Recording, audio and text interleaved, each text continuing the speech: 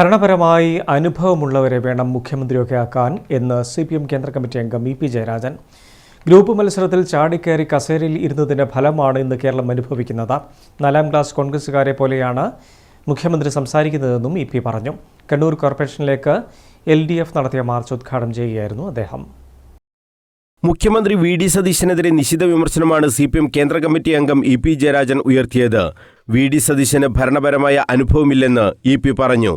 അനുഭവമുള്ളവരെ വേണം മുഖ്യമന്ത്രിയാക്കാൻ. ഈ ഭരണപരമായ അറിവെന്ന് പറയുന്ന ഒരു പ്രധാന ഘടകമാണ്. പ്രത്യേകിച്ച് മുഖ്യമന്ത്രിയൊക്കെ ആകുമ്പോൾ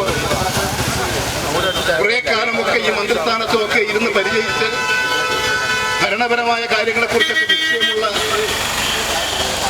നടപടിക്രമങ്ങളെക്കുറിച്ച് നിശ്ചയമുള്ള ആളുകളൊക്കെ വേണം അനുഭവത്തിന്റെ അടിസ്ഥാനത്തിൽ മുഖ്യമന്ത്രിയൊക്കെ ആക്കാൻ. ഇത് മുഖ്യമന്ത്രി ഗ്രൂപ്പ് മത്സരം ചാടിക്കയറി കസേരയിൽ പരന്ത്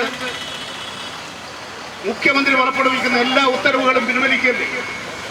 4ാം ക്ലാസ് കോൺഗ്രസുകാരനെ പോലെയാണ് മുഖ്യമന്ത്രി സംസാരിക്കുന്നത്.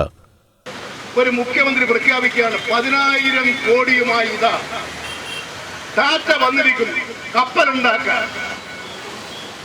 എവിടെയാ കപ്പലുണ്ടാക്കുന്നത്? ഏത് ടാറ്റയാ വന്നിരുന്നത്? ഇത് 4ാം ക്ലാസ് ഇവിടുത്തെ കോൺഗ്രസുകാർ തെരുവിൽ മൈക്കും വെച്ച് പ്രസംഗിക്കുന്ന പോലെ ഒരു സംസ്ഥാനത്തിന് മുഖ്യമന്ത്രി കുട്ടിക്കാം. തദ്ദേശ സ്വയംഭരണ സ്ഥാപനങ്ങൾക്കുള്ള ഫണ്ട് വെട്ടിക്കുറച്ചത് വികസന പ്രവർത്തനങ്ങളെ താളം തെറ്റിക്കും. ഈ തീരുമാനത്തിൽ നിന്നും സർക്കാർ പിൻവാങ്ങണമെന്നും EP ആവശ്യപ്പെട്ടു. തദ്ദേശ സ്ഥാപനങ്ങൾക്കുള്ള ഫണ്ട് വെട്ടിക്കുറച്ചതിനെതിരെ LDF കോർപ്പറേഷൻ കമ്മിറ്റി കോർപ്പറേഷൻ ഓഫീസിന് മുന്നിൽ നടത്തിയ ധർണ ഉദ്ഘാടനം ചെയ്ത് സംസാരിക്കുകയായിരുന്നു EP Jayarajan. Advocate P Ajayakumar അധ്യക്ഷത വഹിച്ചു. M പ്രകാശൻ, മുൻ മന്ത്രി Kadannappalli Ramachandran, KP Prasanthan, P Dheeraj, MP Murali, advocate AJ Joseph തുടങ്ങിയവർ സംസാരിച്ചു. News bureau, Kannur.